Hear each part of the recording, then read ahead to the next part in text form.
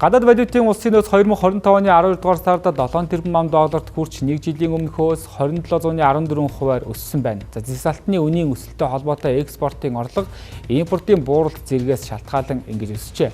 Ингэснээр цаашид төгрөгийн ханш тогтворжих суурь болж байгаа гэдгийг албаныхан онцлсон байна.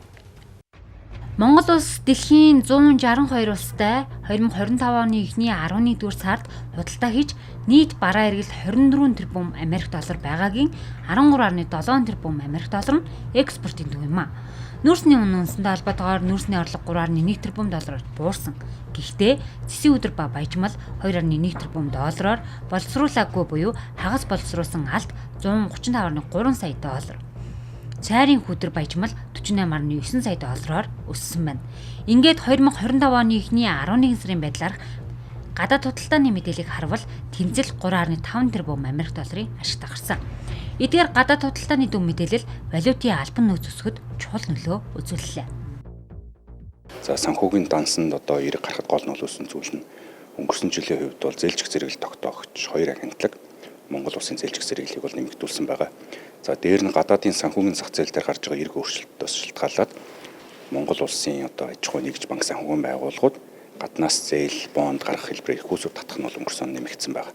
Тэгэхээр эдгээр хүчин зүйлсийн нөлөөгөөр ерөнхийдөө төлбөрийн тэнцэл 11 сарын байдлаар 65 сая долларын ашигтай. За 12 сарын эцсийн үлээгдэж байгаа гүйцэтгэлээр бол тэрбум гаруй долларын ашигтай гарна гэсэн тийм хүлээлттэй байгаа. Тэгэхээр эдгээр хүчин зүйл нь бол нөөцийг бол нэмэгдүүлэхэд бол гол нөлөө үзүүлсэн.